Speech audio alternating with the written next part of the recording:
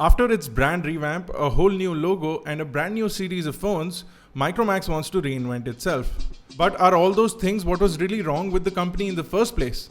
My name is Bharat Nagpal, and today we're going to be reviewing the new Micromax Canvas 6.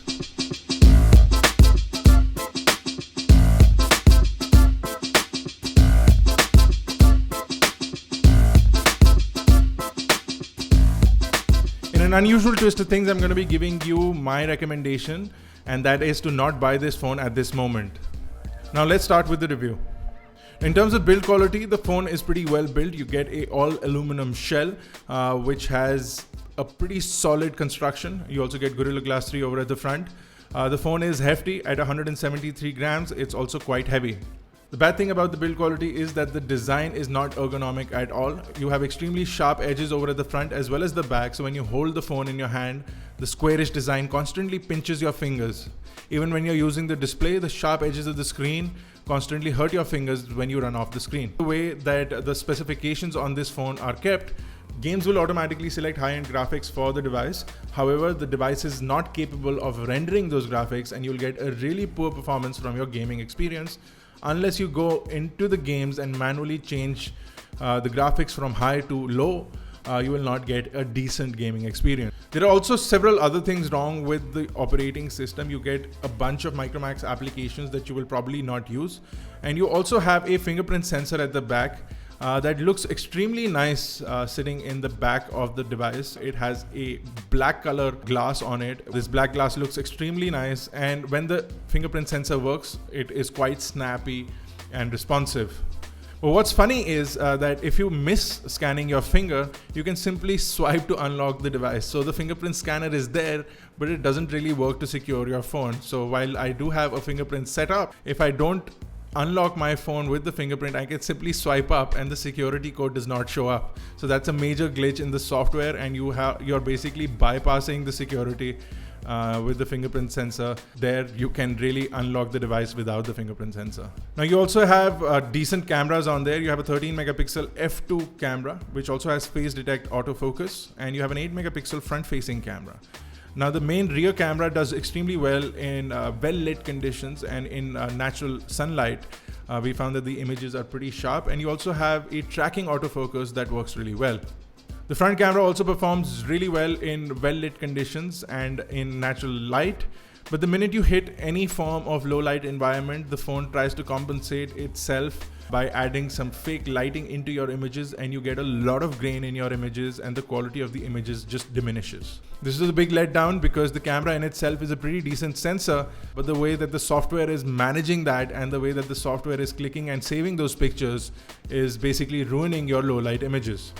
The 1080p video is good and the colors are quite accurate. However, you get no stabilization on the camera, so you're going to get a lot of shake in your video. Again, if you're shooting video in low light environments, you'll get a lot of grain, and the quality of the video is going to be really low. The phone and networks work really well on the Canvas 6. We got strong 4G networks and little or no call drops.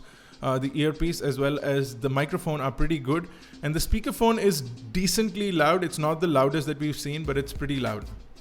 Battery life will mostly last you through a day. The phone does not heat up while using intensive applications, but the point is that you will really not be able to use intensive applications because of the way that the software is laid on there. There's a lot of lag. So if you're planning on using intensive applications, you're going to face a lot of trouble while using this device. So you'll see that your battery will run through most of the day without any problems. You get a 3000 milliamp hour battery in there. The phone does charge up quite quickly. In 1.5 hours, you can fully charge up your device using the charger that has been included. The phone is running Android 5.1, and we don't see an update happening to Android 6 or further anytime soon, even though the company is promising it. We are yet to see it. There are several issues with the software and the way that it's been laid on the device, and it makes us completely unhappy with what the Canvas 6 is offering, specifically because for a lower price you can get phones like the Redmi Note 3 and the Leica 1S, which have received raving reviews from everyone including us, and they make for much better handsets. Speaking of the operating system, Micromax has included a round which sits on the left of the main home screen. Now this is possibly the best feature that you can get. Daily use things sitting on the left of the main screen, so you have your food, shopping, you can call a cat You can book your flights, you can book hotels, buses and trains, and then it auto-populates as per your usage. So if you're using train services more, if you're using cabs more, it'll automatically select those services for you. So this in itself is a good feature and it works really well.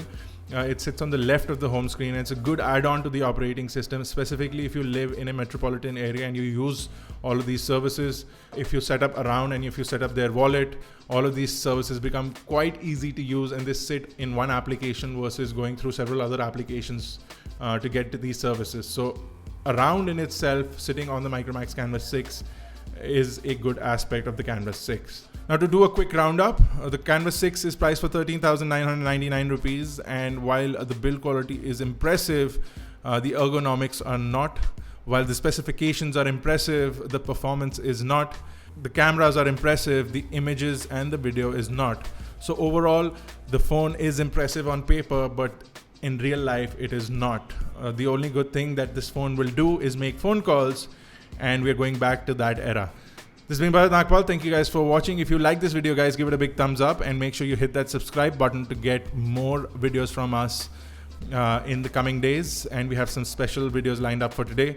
So make sure you hit that subscribe button. Catch us on Facebook, Twitter, Google+, and get the full details on iGender@in. I'll see you in the next one.